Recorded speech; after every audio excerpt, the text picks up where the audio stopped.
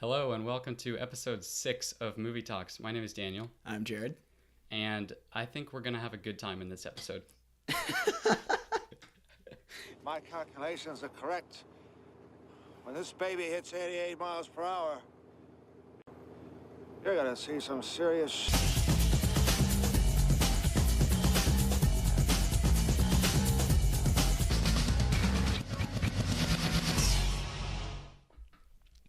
I like that intro. I did not see that coming, but I do think we are going to have a good time this episode. And in case you haven't caught on yet, we are reviewing Good Time this week. So Jared and I saw this movie last night. It was his first time seeing it, and it was my second. It is directed by the Safdie brothers, who have only done this and Heaven Knows What, which neither of us have seen. So since we don't really have anything to talk about with them other than this movie, I think we'll just jump right into it. All right, sounds good. So, starting off, let's talk about the performances. Okay. So, Robert Pattinson, who is unfortunately known for Twilight, stars in this movie. And it's really unfortunate because a lot of people are going to see his name on it and then be like, oh, I don't want to see Good Time.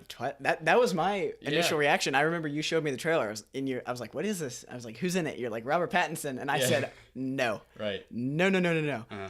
But he did a really good job. He was one of the, he was the most interesting character.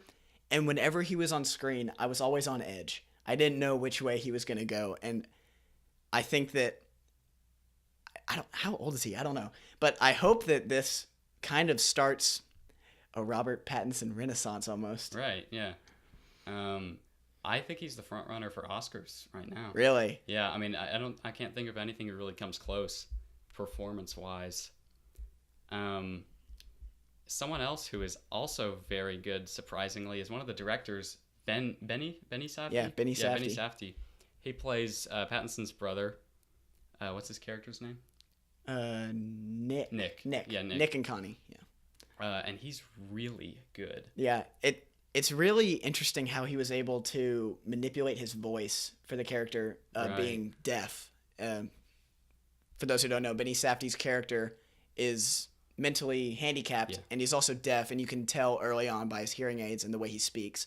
And it was really interesting the way that he was able to convey the character he was playing through just his eye movements, his facial expressions, and his voice. It was very interesting. Right. So these two characters, Nick and Connie, make up the central relationship of the movie that really drives the movie into very interesting places. And dark places. Very dark and interesting places. This movie is 100 minutes long, and it goes... Is it really? Yeah, 100 minutes. Wow, I thought it was longer It's than 100 that. minutes, and it goes a lot of places in 100 minutes. It's... in my review for this movie that I did on Letterboxd, I wrote that pacing really isn't even the right word to describe the flow of this movie. Like, it accelerates from scene to scene in the places that it goes. And it's like, it's so urgent. There's such a sense of urgency in this movie that just drives the pacing, and I think that has to do a lot with the setting and that it takes place in one night. Yeah. And you start during the day. It starts during the day. The opening credits take place during the day, and then it slowly progresses to night, and that's where the big chunk of the movie takes place. And It doesn't end until early morning. And I think the fact that we're going to spoil this movie. So when he's trying to get Nick out of jail by bailing him out early, he wants to get him out that night. And so we feel the time progressing along with the movie, and we feel like, or we realize that, okay, that's another hour gone by that he hasn't gotten him out. And you feel the time mounting, and you feel the pace quickening as the time is running out to get him out that night. Yeah, and Robert Pattinson really sells this like sense of urgency that this movie's carrying. And the pacing can be attributed to the fact that the credits are taking place, both opening and closing, they're taking place with the action of the movie. Mm-hmm. Yeah. They're not slowing anything down by putting opening credits or even ending credits. They're just bleeding into the movie, and it's, like I said, it's not slowing anything down. It's really just accenting what's on screen. Yeah, I don't think the opening credits were over until about 15 minutes into the movie. Right. They have it running through the entire expositional period of the movie before it gets into the real meat of it. Yeah, and it's really effective in that you don't lose any context to what's going on when the movie actually starts, and as opposed to just a driving montage with opening credits where there's no dialogue or anything, and you're like, ooh, I wonder who that is. By the time the movie essentially starts, you know everything. And that's really interesting in a movie that's independent, doesn't have hardly any buzz or prequels or anything. There was some buzz. There was some, because this A24 buzz. A24 buzz. Yes. It was at Cannes. It did really well. But I didn't even know what this was until you showed me the trailer a week before we saw it. But okay, let me take that back. Not buzz, but the story was so original that no one coming in knew what was going on. But by the time the movie started, we knew exactly what was happening. Right. Let's talk about the cinematography, which it's very purposeful. There's a lot of close-ups in this movie, and it keeps this kind of claustrophobic feel throughout the entire movie that kind of supports the stress and discomfort of the characters in a lot of the situations that they're in.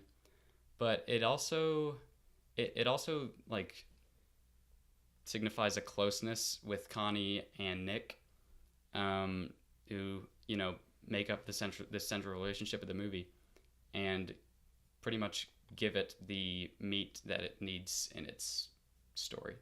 Mm-hmm. Talking about the cinematography, this is possibly the most A24 movie that A24 has ever produced, color-wise. I don't think there's a single shot in this movie that isn't blue or red. And the way that, like, in the background you see red, and in the foreground you see blue, like when they're in that lady's house. I don't even know what ethnicity she was, but the way the color transition is so mesmerizing, and it's almost hard to tell what tone the movie takes in different colors because it's changing so fast. And like you said, the movie is so quick that you never have time to kind of switch moods because you're always on edge. So right. I thought that was interesting. Yeah. And the soundtrack in this movie so good. Is amazing. It's so good. It's working in concordance with every element in this movie.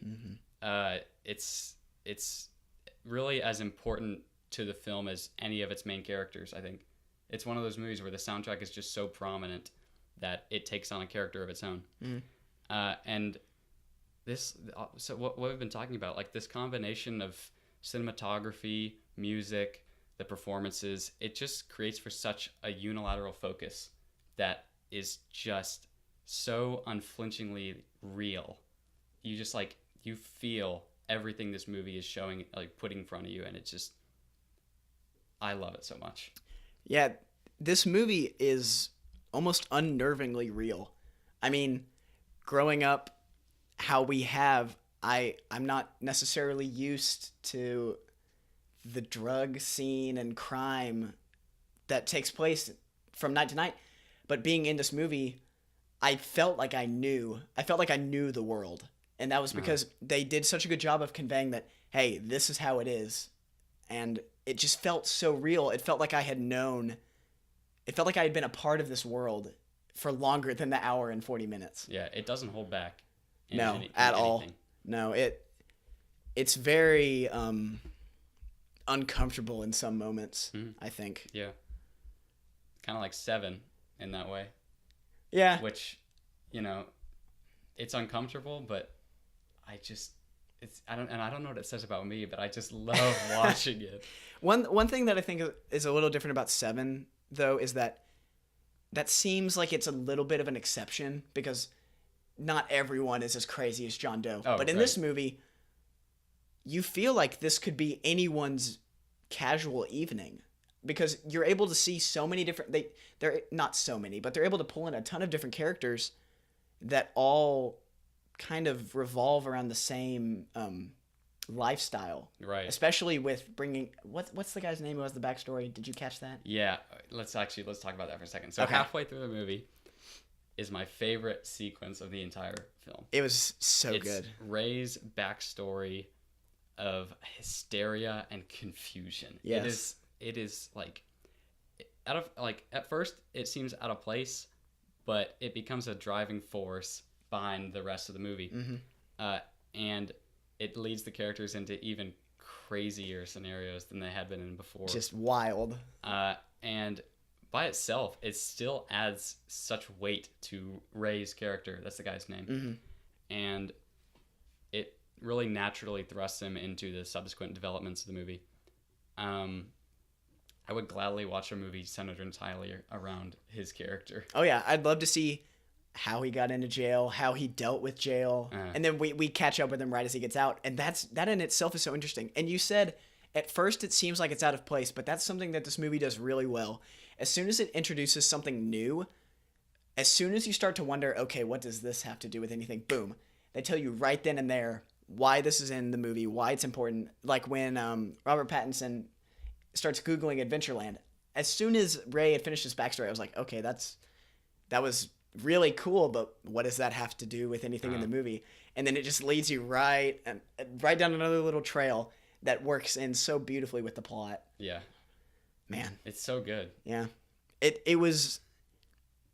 took so many twists and turns, but they all worked together. And it wasn't like, well, maybe they could have gone, instead of going this way, maybe they could have gone that way. No, they went the right way, and it made for a good time. Yeah, it's so natural. Every progression in this movie makes complete sense. Every scene every position they get themselves into, you wonder, how are they going to get out of this? Oh, yeah.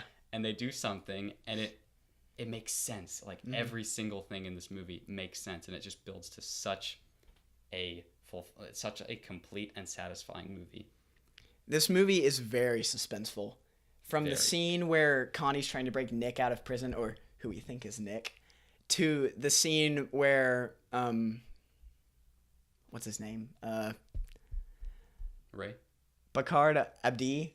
Oh, Bakard Abdi, the security guard. Whenever he starts searching for them and then they take him out and swap the clothes, that scene is so tense because you wonder, is he going to wake up and spill the beans on who's who?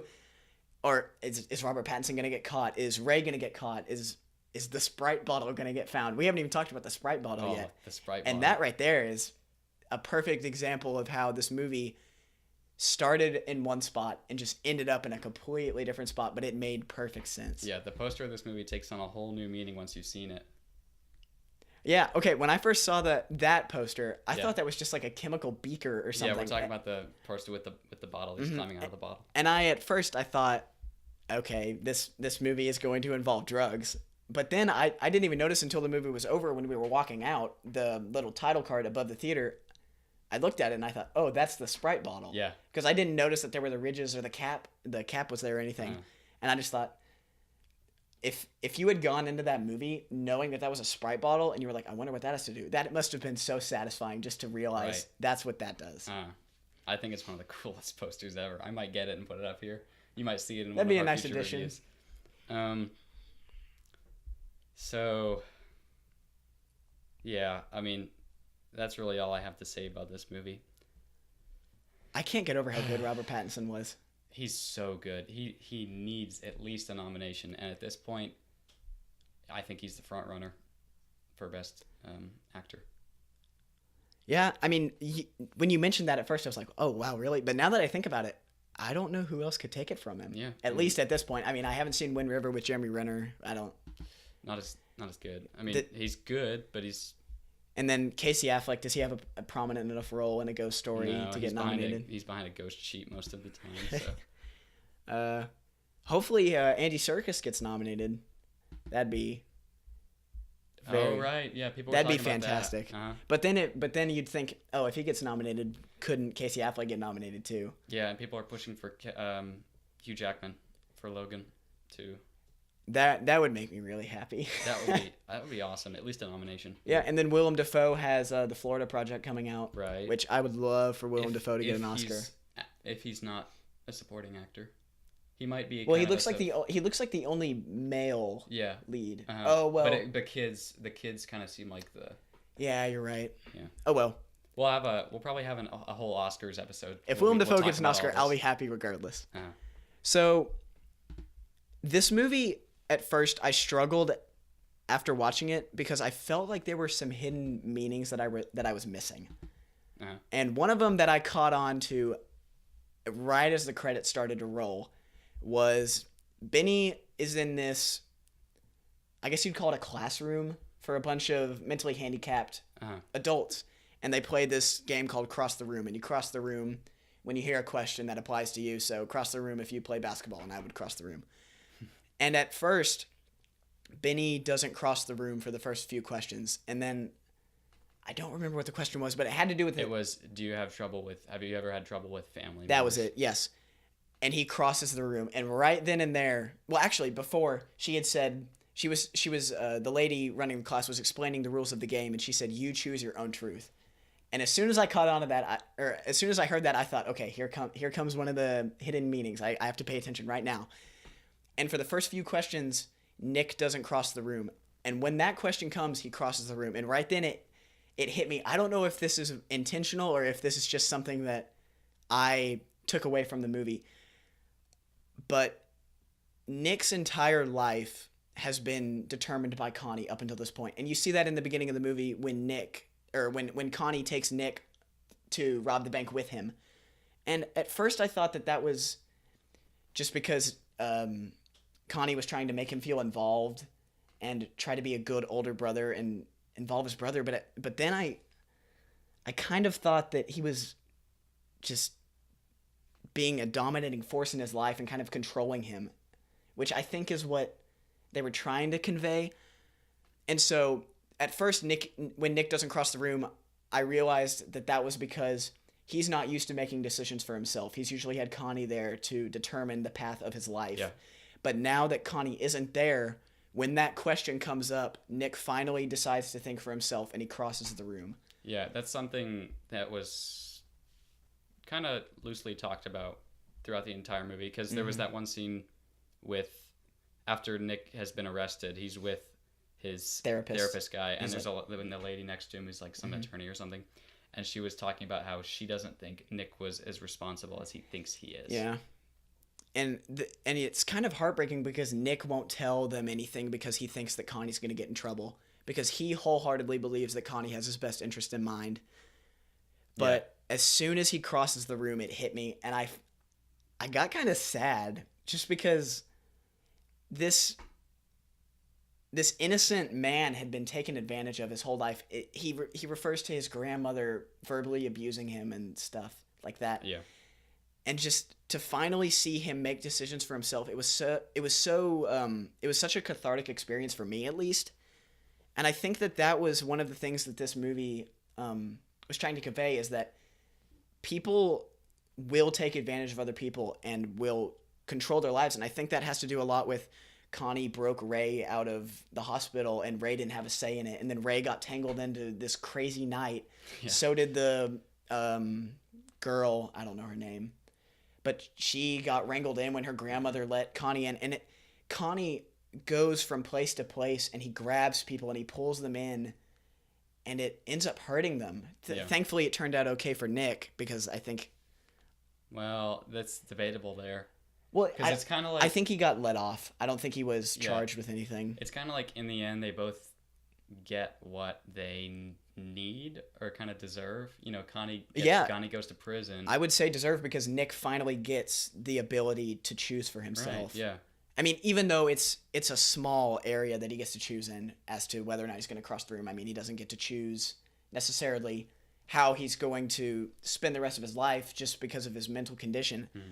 But he's able to finally make a choice on his own. And I think that's so inspiring at the end, despite this movie being dark and